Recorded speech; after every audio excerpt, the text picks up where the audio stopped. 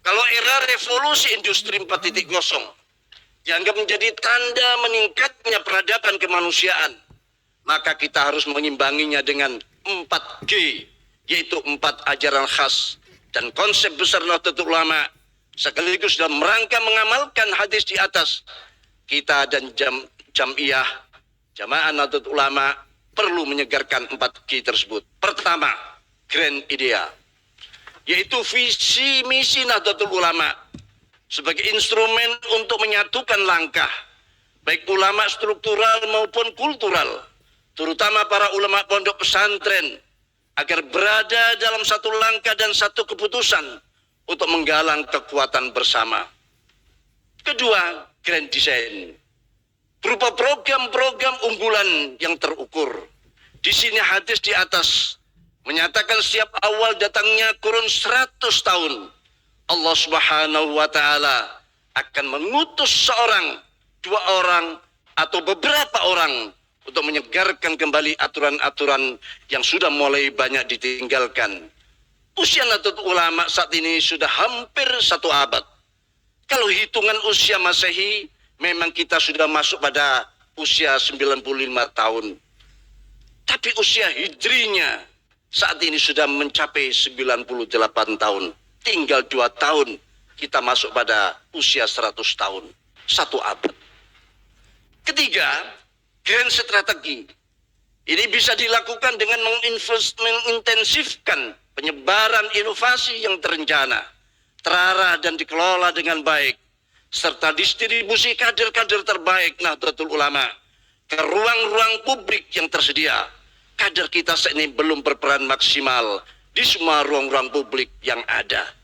Karena itu perlu ada grand strategi terkait keberperanan kader-kader kita. Keempat, grand control. Sistem dan gerakan Nahdlatul Ulama harus bisa melahirkan garis komando secara organisatoris. Dari PBNU sampai kepengurusan di tingkat anak ranting. Dari situ Nahdlatul Ulama akan menjadi organisasi keagamaan dan sosial yang bergerak secara sistemik, proaktif dan responsif, setelah terus-menerus menebarkan kasih sayang, rahmatan lil alamin. Nahdlatul Ulama akan mampu menebarkan kemaslahatan di dunia sampai akhirat dan bersaing di segala bidang dengan organisasi-organisasi lainnya. Terkait hal ini, kita patut mengingat kembali isyarat yang disampaikan oleh Syekhona Khalil Bangkalan kepada Hadratus Syekh Hasyim Asy'ari menjelang pendirian Nahdlatul Ulama. Isyarat berupa tongkat dan surat Toha ayat 17 sampai 23 disertai seutas tasbih. Yang di situ berisi kisah tongkat mukjizat Nabi Musa alaihissalam. Itu menegaskan bahwa Nahdlatul Ulama dilahirkan tiada lain kecuali untuk mengomando agar menjadi seperti tongkat sakti mukjizat Nabi Musa alaihissalam. Tongkat Nabi Musa alaihissalam adalah simbol sistem komando. Sistem sekarang pun tongkat menjadi simbol komando para panglima. Sebagaimana panglima tertinggi, misalnya presiden, juga memegang tongkat komando. Jadi itulah yang diharapkan oleh para pendiri Nahdlatul Ulama, agar kelahiran NU bukan sekadar memperbanyak jumlah organisasi yang ada di masyarakat, di samping untuk menjaga dan meluluskan nilai-nilai Ahlus Sunnah wal Jamaah, kita juga diharapkan menjadi tongkat sakti Nabi Musa. Itulah harapan dari para pendiri Nahdlatul Ulama yang juga sudah dibuktikan oleh generasi-generasi terdahulu.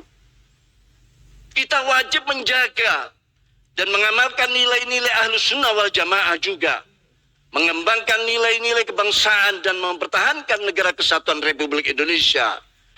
Ini kewajiban setiap anggota yang tercantum dalam ADART Nahdlatul Ulama. Pada tingkat pengurus wajib memberikan arahan dan kontrol kepada anggota. Hal itu berlaku dalam situasi normal, dalam situasi seperti sekarang, saat banyak kelompok ingin mengganti posisi Nahdlatul Ulama dan mengikis Ahlus Sunnah wal Jamaah, maka ada kader-kader Nahdlatul Ulama harus berperan seperti tongkat Nabiullah Musa alaihissalam.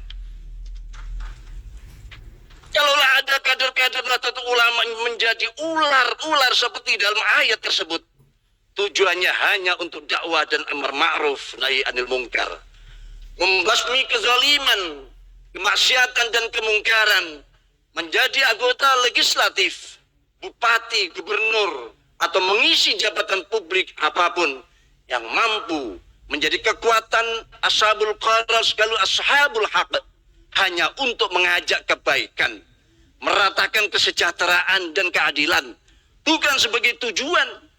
Perlu diingat sebagaimana disebutkan dalam surah Thaha tersebut, setelah berubah menjadi ular naga dan berhasil menumpas kezaliman Fir'aun, maka ular-ular itu harus kembali kepada bentuknya semula, yakni tongkat. Manakala sudah dianggap cukup oleh para masyayikh, para syuriah, maka kader-kader Nahdlatul Ulama harus siap kembali menjadi tongkat kembali. Itulah sistem komando dan sikap pusaka kebanggaan kita tiada adalah sami'na wa ata'na. Maka supremasi syuriah adalah mutlak, harus terus kita perjuangkan. Manakala ada muskilat perbedaan persepsi dalam menjalankan keberkhidmatan dan mengalami deadlock, maka kaidahnya adalah fa'idha tanaza'tum fi syai'in faruddu ila ART Nahdlatul Ulama. Maka kita hadirkan Nahdlatul Ulama sebagai jam'iyah diniyah jimaiyah yang berilmiah amaliyah dan beramaliyah yang ilmiah. Al-Fakir hanya sempat mempraktikkan sebagian kecil dari kandungan ADRT itu, antara lain kewenangan Rais Am sebagai secuil tanggung jawab. Selamat bermuktamar dalam riang gembira dan keceriaan menghasilkan keputusan-keputusan yang maslahat untuk agama, bangsa dan NKRI dan peradaban dunia menuju satu abad NU, membawa kembali untuk kemuliaan keluarga, untuk perdamaian dunia. Kita sedang dinanti oleh dunia. Waffaqanallahu iyyakum ila shawaqin tariq wallahu miwa'il qasd wa wayadis sabil wallahu mafiq lahu tariq. Demikian yang bisa kami sampaikan. Mohon maaf. Wassalamualaikum warahmatullahi wabarakatuh.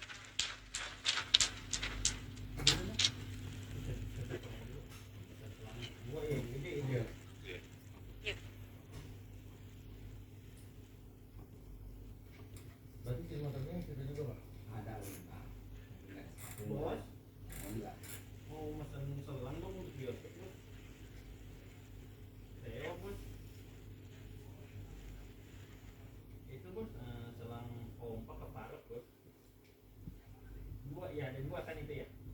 Dua-duanya bos. Ya spek ya bos. Ya, dua aja bos ya. Ada. Baik, terima kasih kami haturkan kepada Al-Mukarram Romo Kiai Haji Miftahul Ahyar. Bapak Ibu hadirin tamu undangan yang berbahagia, pada muktamar ke-34 Nahdlatul Ulama ini mengusung tema syarat makna, yaitu satu abad Nahdlatul Ulama, kemandirian dalam berkhidmat untuk peradaban dunia. Tema ini tidak hanya kembali meneguhkan posisi, kontribusi dan peran Nahdlatul Ulama, namun sekaligus juga menjadi sarana refleksi atas pencapaian Nahdlatul Ulama selama satu abad berkhidmat untuk negara dan dunia. Untuk itu hadirin yang berbahagia, dalam kesempatan yang penuh berkah ini, marilah sejenak kita saksikan bersama penayangan video Muktamar Nahdlatul Ulama dari masa ke masa. Muktamar NU dari masa ke masa. Muktamar ke-34 Nahdlatul Ulama di Lampung merupakan muktamar menjelang satu abad usia organisasi Islam terbesar di dunia ini. Dari gelaran muktamar ke muktamar, NU telah melewati peristiwa-peristiwa penting dalam sejarah Indonesia. Dalam video ini, membagi penyelenggaraan muktamar dalam 3 periode, yaitu periode sebelum kemerdekaan, periode pasca kemerdekaan, dan periode Hitoh 1926. Inilah sejarah dan faktanya. Sebelum Indonesia merdeka. Periode sebelum kemerdekaan.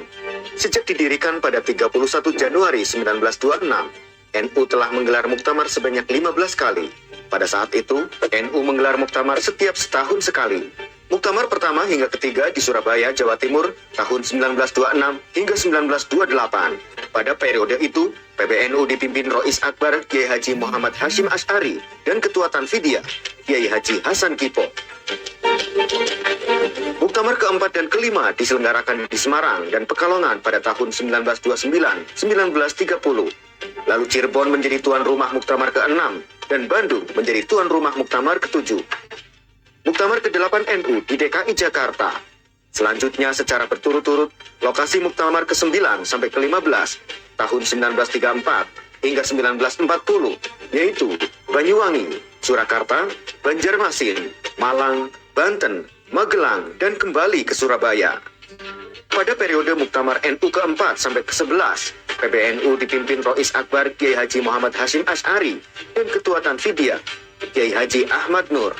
Sedangkan pada Muktamar ke-12 hingga Muktamar ke-15, PBNU dipimpin Rois Akbar Kiai Haji Muhammad Hashim Asy'ari dan Ketua Tanfidiyah Kiai Haji Mahfud Siddiq.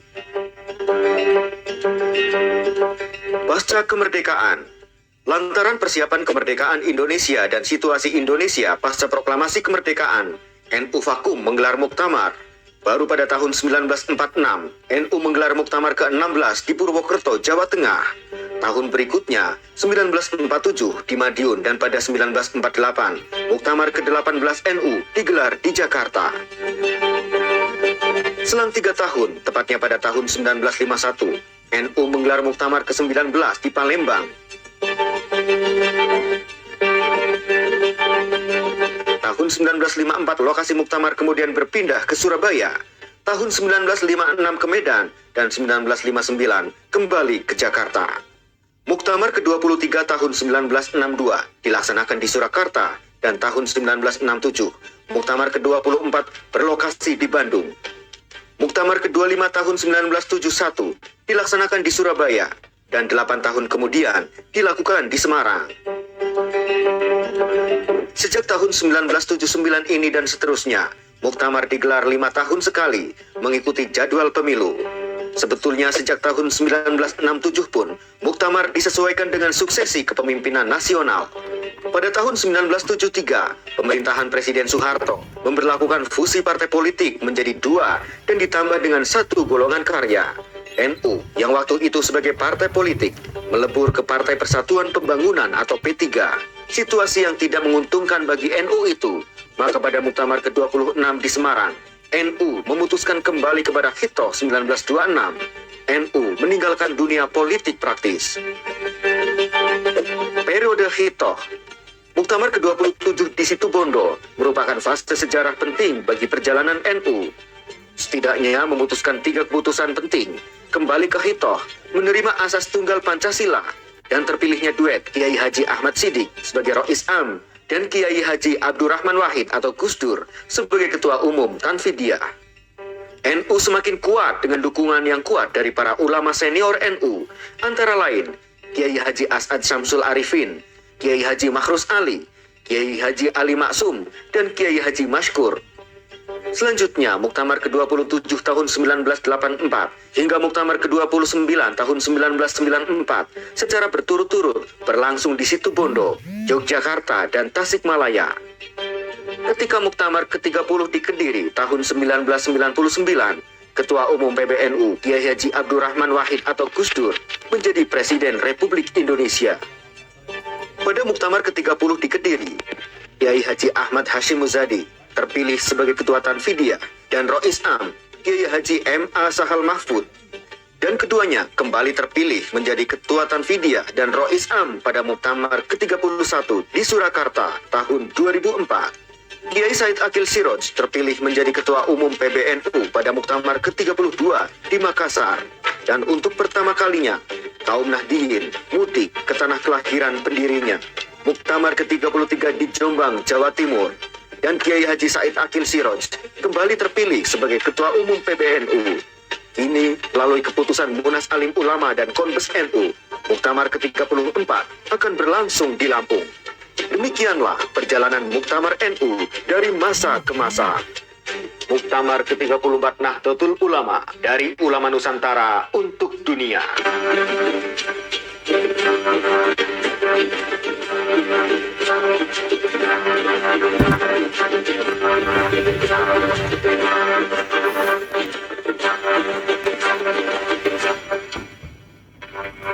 Baik, luar biasa. Aplaus yang meriah untuk Nahdlatul Ulama. Demikianlah tadi kilas balik pelaksanaan Muktamar NU dari masa ke masa. Dan hingga saat ini, Nahdlatul Ulama senantiasa berkhidmat untuk negara dan dunia. Bapak Ibu hadirin tamu undangan yang dirahmati Allah. Selanjutnya, marilah kita simak bersama sambutan Presiden Republik Indonesia, Bapak Joko Widodo.